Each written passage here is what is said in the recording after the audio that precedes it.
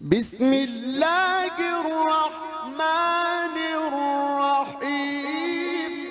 اللہ تعالیٰ نے قرآن مجید میں امت مسلمہ کی غرض تاسیس جو بیان کی ہے وہ دو اصطلاحات کے حوالے سے ہے۔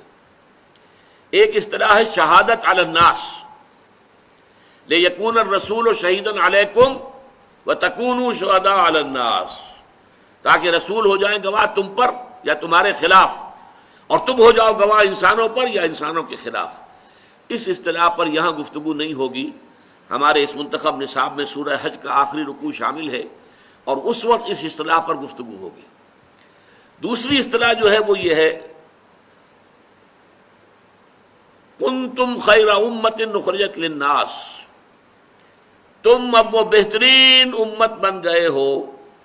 جو لوگوں کے لیے نکالے گئے ہو۔ یہ بڑا نوٹ کیجئے کہ دنیا میں تمام اقوام اپنے لیے جیتی ہیں، اپنی مفاد کے لیے، اپنی عظمت کے لیے، اپنی قومی سربلندی کے لیے، ان کی بھاگ دوڑ، ان کی محنت، ان کی مشقت، اپنے لوگوں کی بہبود بھلائی، ان کی کفالت، باقی دنیا سے انہیں کوئی غرض نہیں ہے۔ لیکن یہ قرآن کہہ رہا ہے مسلمانوں تمہیں دوسروں کے لیے ہم نے نکالا ہے، اپنے لیے نہیں۔ اخرجت للناس کنتم خیر امت اخرجت للناس تأمرون بالمعروف، تم نیکی کا حکم دیتے ہو اور بدی سے روکتے ہو، وتنہون عن المنکر وتؤمنون باللہ، اور اللہ پر اپنا یقین مکمل رکھتے ہو۔ اور یہی اسی سورہ مبارکہ میں آل عمران میں یہ مضمون ایک اور مرتبہ بھی آیا۔ آیت نمبر 110 ہے سورہ آل عمران کی، جو میں نے ابھی سنائی آپ کو، کنتم خیر امت اخرجت للناس تأمرون بالمعروف وتنہون عن المنکر وتؤمنون باللہ۔ اور 104ویں آیت جو ہے اسی سورہ مبارکہ کی، وَلْتَكُن مِّنكُمْ أُمَّةٌ يَدْعُونَ إِلَى الْخَيْرِ وَيَأْمُرُونَ بِالْمَعْرُوفِ وَيَنْهَوْنَ عَنِ الْمُنكَرِ وَأُولَٰئِكَ هُمُ الْمُفْلِحُونَ۔ اس آیت کے دو طرح ترجمہ کیے گئے ہیں۔ من کے لفظ کے اعتبار سے کہ من کا جو حرف ہے وہ بعض اوقات تبعیضیہ ہوتا ہے، بعض اوقات بیانیہ ہوتا ہے، تو یہ اصطلاحات کے اندر جو ہے اس کی ثقالت کی طرف نہ جائیے، مفہوم سمجھ لیجئے۔ ایک ترجمہ یہ کیا گیا ہے کہ تم میں سے ایک امت تو ایسی ہونی ہی چاہیے، رہنی ہی چاہیے، جس کا کل کام یہ ہو کہ وہ خیر کی دعوت دے، بھلائی کا حکم دے، برائی سے روکے۔ وَأُولَٰئِكَ هُمُ الْمُفْلِحُونَ، اور صرف وہی لوگ ہوں گے فلاح پانے والے۔ یہ من تبعیضیہ ہوا، اور اس میں گویا کہ اشارہ ہے، اگر مفہوم لیا جائے کہ اگر ایک زمانہ ایسا آ جائے کہ پوری امت اپنے اس کام کو چھوڑ بیٹھے، بھول جائے کہ ہمیں تو دنیا والوں کے لیے نکالا گیا تھا، ہمیں تو دنیا کی بہتری کے لیے، بہبود کے لیے، دنیا کو نیکی کی طرف بلانے کے لیے، خیر کا حکم دینے کے لیے ہمیں تو خدائی فوجدار بنا کر بھیجا گیا تھا، بھول گئے۔ اور جیسے دنیا کی دوسری اقوام ہے، اپنے آپ کو بھی بس ایک قوم سمجھ لیا، اور اپنی فلاح، اپنی بہبود، اپنے مسائل، اپنی برتری، اپنی سربلندی، بس اسی کے بارے میں بھاگ دوڑ کرتے رہے۔ تو اس حالت میں بھی کچھ نہ کچھ لوگ تو ایسے ہونے ہی چاہیے جو جاگ جائیں کہ دیکھو ہمارا تو فرض منصبی کچھ اور تھا، اللہ نے تو ہمارے ذمے کوئی اور کام لگایا تھا۔ وہ یہ جاگنے والے، جیسے کہ یہ حکیم سعید صاحب نے نعرہ ایک اختیار کیا تھا، جاگو اور جگاؤ، جو جاگ گئے ہوں وہ اور لوگوں کو جگائیں،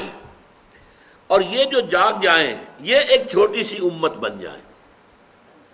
امہ ودن امہ۔ جیسے آپ الفاظ استعمال کیا کرتے ہیں اسٹیٹ ود ان اسٹیٹس، ایک ریاست ہے بہت بڑی،